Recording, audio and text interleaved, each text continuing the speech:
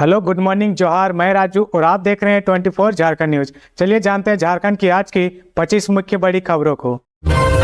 सरना धर्म कोड की मांग पर 30 दिसंबर को भारत बंद, रेल रोड चक्का जाम करेगा आदिवासी सेंगल अभियान। सरना को धर्म की मान्यता देने की मांग पर आदिवासी सेंगल अभियान ने 30 दिसंबर को भारत बंद का आह्वान किया है। सेंगल प्रमुख सालखन मुर्मू ने एक दिन के सांकेतिक भारत बंद का आह्वान करते हुए कहा कि सरना देश के 15 करोड़ आदिवासी जनजाति समुदाय की पहचान है। आदिवासियों के धर्म को मान्यता नहीं देना उनके साथ अन्याय है, एक तरह से संवैधानिक अपराध भी है। सालखन मुर्मू ने बुधवार को एक बयान जारी कर कहा कि किसी समुदाय पर दूसरे धर्मों का पालन करने के लिए दबाव बनाना उन्हें धर्म की दास्ता स्वीकार करने के लिए बाध्य करने की तरह है। उन्होंने आरोप लगाया कि कांग्रेस और भारतीय जनता पार्टी भाजपा दोनों ने ही आदिवासियों को उनकी धार्मिक स्वतंत्रता से वंचित किया है। सेंगल प्रमुख मुर्मू ने दावा किया है कि वर्ष 1951 की जनगणना में सरना धर्म के लिए अलग संहिता थी, लेकिन कांग्रेस ने इसे बाद में समाप्त कर दिया। वहीं भाजपा अब आदिवासियों को वनवासी और हिंदू बनाने की कोशिश कर रही है। सालखन मुर्मू ने कहा कि आदिवासी सेंगल अभियान आदिवासी समुदाय के हितों को सुरक्षित रखने के पक्ष में है, इसलिए लगातार सरकार से संवैधानिक तरीकों से आदिवासियों को उनका धर्म कोड देने की मांग कर रहा। लोकसभा चुनाव 2024 से पहले सालखन मुर्मू ने कहा कि आदिवासी समाज उसी पार्टी को वोट देगा जो सरना धर्म कोड को मान्यता देने की बात करेगा। उन्होंने कहा कि पूरे भारत में आदिवासियों की आबादी करीब 15 करोड़ है। ये लोग प्रकृति की पूजा करते हैं। सरना धर्म कोड उनके अस्तित्व की पहचान का हिस्सा है। आदिवासियों को सरना कोड से वंचित नहीं किया जाना चाहिए। अगर उन्हें सरना कोड नहीं मिलता है तो यह उनकी धार्मिक आज़ादी से वंचित करने का प्रयास है। कांग्रेस और भाजपा दोनों ही इसके लिए समान रूप से दोषी हैं। सेंगल के प्रमुख ने कहा कि वर्ष 2011 में जब देश में जनगणना हुई थी तो उसमें 50 लाख आदिवासियों ने अपना धर्म सरना लिखवाया था। उस समय जैन की संख्या 44 लाख थी। सरना धर्म कोड के बगैर आदिवासियों को जबरन हिंदू, मुसलमान, ईसाई बनाना जनजातीय समुदाय के लोगों को धार्मिक गुलामी के लिए मजबूर करना है। 28 और 29 दिसंबर को मोहराबादी परिसर में धारा 144, 29 दिसंबर को झारखंड सरकार के 4 वर्ष पूर्ण होने पर राज्य स्तरीय कार्यक्रम का आयोजन किया जाएगा।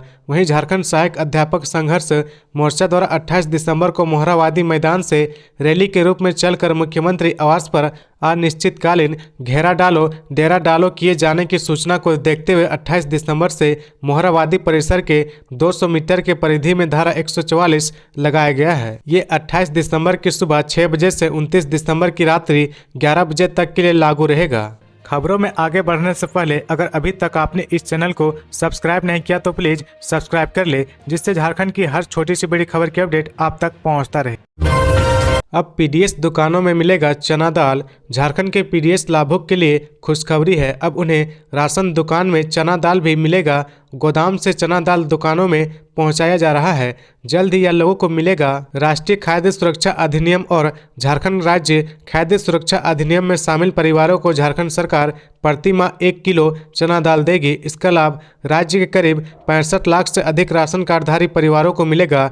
राशन कार्डधारियों को दाल देने के लिए राज्य सरकार ने बजट में करीब 500 करोड़ रुपए का प्रावधान चालू वित्तीय वर्ष में किया है। लाभुकों को 1 रुपए में 1 किलो चना दाल दिया जाएगा। दिसंबर महीने में जो दाल मिलेगा वह सितंबर माह का होगा। लाभुक को अपने अपने पीडीएस दुकान से दाल प्राप्त कर सकते हैं। खाद्य आपूर्ति विभाग ने national agriculture cooperative marketing federation of India ने 55 रुपए किलो की दर से चना की खरीद की है। इस पर नेफेड ने 15 रुपए प्रति किलो प्रोसेसिंग की राशि सब्सिडी के तौर पर छूट दी है। एक महीने के दाल की खरीद पर करीब 3,57,50,000 की राशि सरकार खर्च करेगी। चना दाल की गुणवत्ता जांच करने के बाद प्रखंड में स्थित राज्य खाद्य निगम के गोदामों में चना दाल को डोर स्टॉप डिलीवरी के माध्यम से जन वितरण प्रणाली के दुकानदारों को आपूर्ति की जाएगी। चना दाल का वितरण ई-पोस मशीन के माध्यम से होगा। राशन दुकानदार प्रति किलोग्राम 1 रुपए लाभुक से लेगा, जो दुकानदार का कमीशन होगा। इसके अतिरिक्त राज्य सरकार जन वितरण प्रणाली के दुकानदारों को कोई अतिरिक्त राशि का भुगतान नहीं करेगी। न्यू ईयर सेलिब्रेशन को लेकर प्रशासन अलर्ट। कानून तोड़ने वालों पर होगा तुरंत एक्शन। झारखंड पुलिस मुख्यालय ने नए साल पर होने वाले आयोजनों, पिकनिक स्पॉट की सुरक्षा को लेकर सभी जिलों को आवश्यक दिशा निर्देश जारी कर दिया गया है।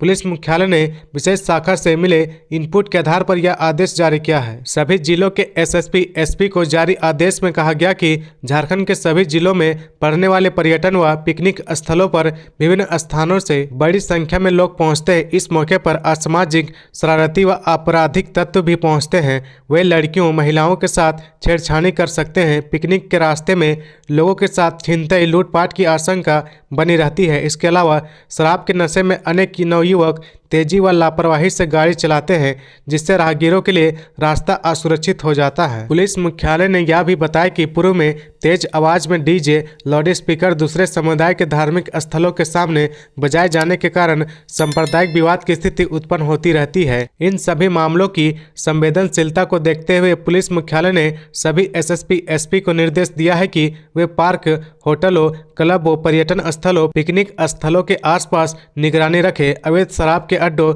जुआ के अड्डों की निगरानी रखें व छापेमारी करें। शिक्षण संस्थानों, कोचिंग सेंटर्स के आसपास मनचले लड़कों पर निगरानी रखें। साथ ही डीजे, लाउड स्पीकर पर अश्लील गाना बजाए जाने पर सख्ती से रोक लगाए व दूसरे समुदाय के धार्मिक स्थलों के सामने से गाना बजाते हुए गुजरने से उन्हें रोके।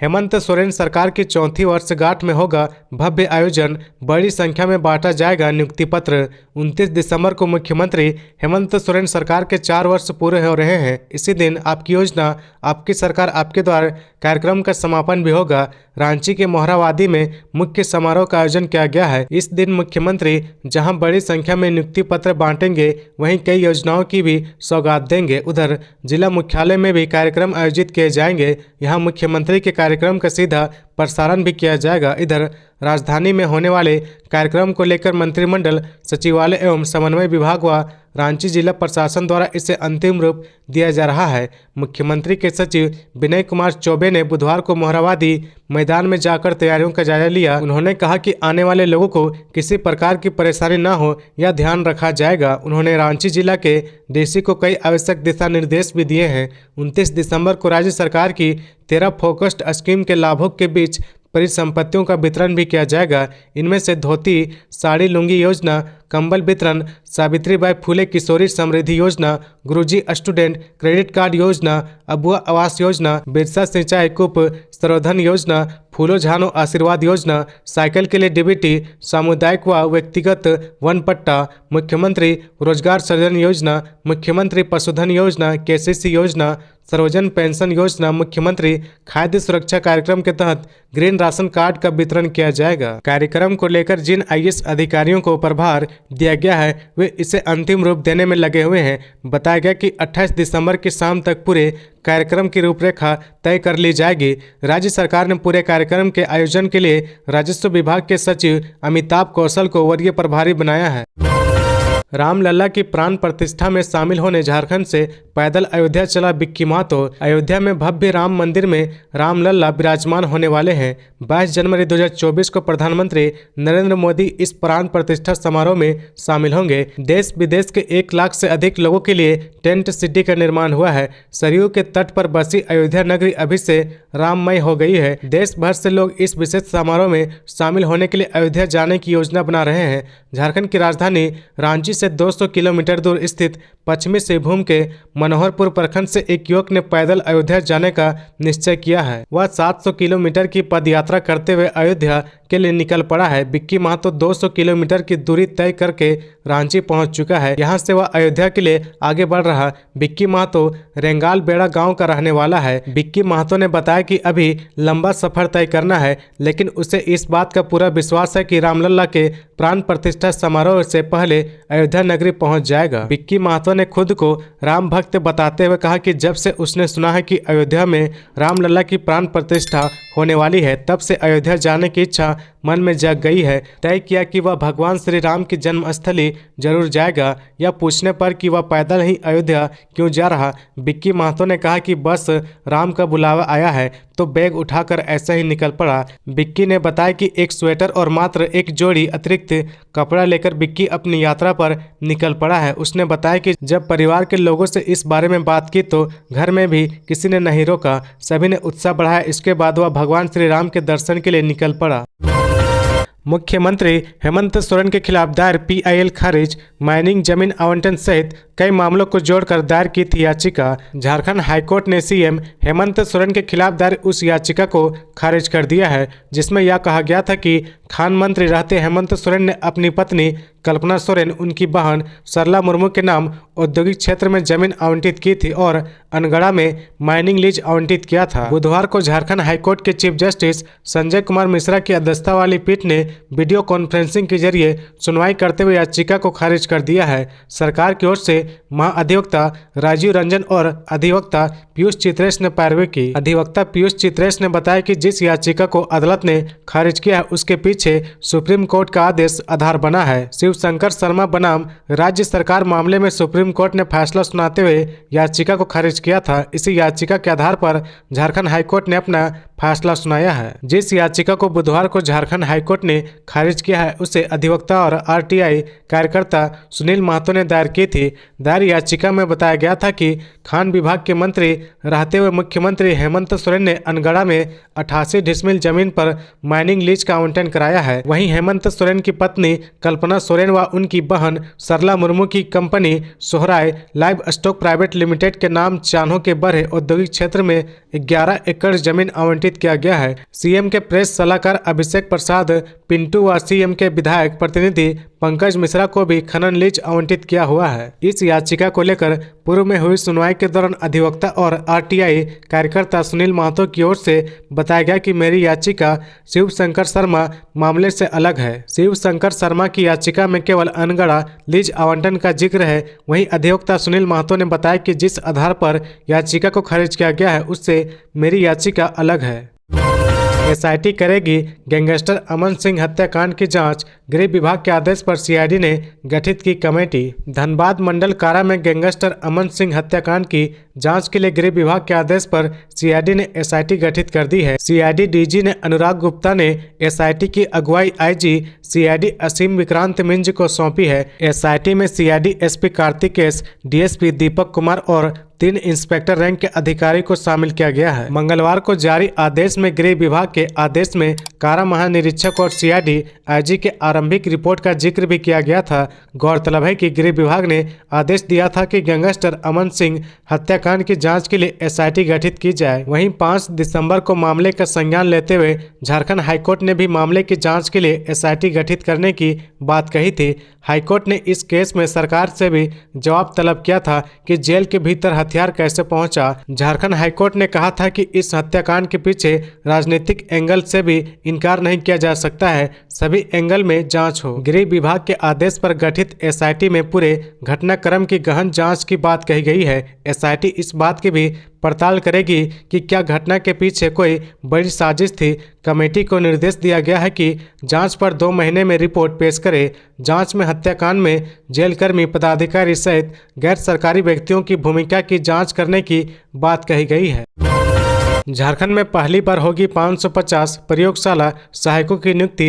29 दिसंबर को सीएम हेमंत देंगे नियुक्ति पत्र। मुख्यमंत्री हेमंत सोरेन 29 दिसंबर को झारखंड सरकार की 4वीं वर्षगांठ पर करोड़ों रुपए की परिसंपत्ति लाभुक के बीच बांटेंगे। कई योजनाओं का शिलान्यास करेंगे, साथ ही हजारों युवाओं को नियुक्ति पत्र भी बांटेंगे। इसके तहत +2 विद्यालय में पहली बार 550 प्रयोगशाला सहायक की नियुक्ति होगी। हालांकि मंत्रिमंडल समन्वय ने अब तक बांटे जाने वाली परिसंपत्ति और दी जाने वाली नौकरियों के ब्यूरो को अंतिम रूप नहीं दिया है। कई विभागों द्वारा अब तक लाभुक का पूरा ब्यौरा नहीं प्रेषित करने की वजह से इसमें समय लग रहा है। जानकारी के अनुसार राज्य गठन के बाद +2 विद्यालयों में पहली बार प्रयोगशाला सहायक की नियुक्ति होने जा रही है। 29 दिसंबर को मुख्यमंत्री द्वारा सफल अभ्यर्थियों को नियुक्ति पत्र वितरण की तैयारी स्कूली शिक्षा व साक्षरता विभाग द्वारा की जा रही है। इसके लिए अनुशंसित अभ्यर्थियों को मंगलवार देर शाम तक जैक में काउंसलिंग हुई है। राज्य में 690 प्रयोगशाला सहायक की नियुक्ति के लिए झारखंड कर्मचारी चयन आयोग द्वारा परीक्षा ली गई थी। इनमें से 550 पदों पर नियुक्ति के लिए आयोग द्वारा स्कूली शिक्षा एवं साक्षरता विभाग द्वारा अनुशंसा की गई है। राज्य में कुल 535 +2 हाई स्कूल है। इनमें से 230 विद्यालय में ही प्रयोगशाला सहायक के पद सृजित है। 230 विद्यालय में से 59 एकीकृत बिहार के समय के हैं, जबकि 171 विद्यालय झारखंड गठन के बाद हाई स्कूल से +2 विद्यालय में अपग्रेड किया गया है। इन 230 विद्यालयों में से 3-3 प्रयोगशाला सहायक की नियुक्ति की जाएगी। प्रत्येक विद्यालय में भौतिकी, रसायन व जीव विज्ञान विषय में प्रयोगशाला सहायक की नियुक्ति होगी। तो ये थी आज की झारखंड की टॉप बड़ी खबरें। इसी तरह झारखंड की हर छोटी सी बड़ी खबर देखने के लिए आप हमारे चैनल 24 झारखंड न्यूज को सब्सक्राइब करके बेल आइकन प्रेस कर ले, जिससे झारखंड की हर छोटी सी बड़ी खबर की अपडेट आप तक पहुंचता रहे। तो आज के लिए बस इतना ही। हमें दीजिए इजाजत, फिर मिलते हैं नेक्स्ट न्यूज में।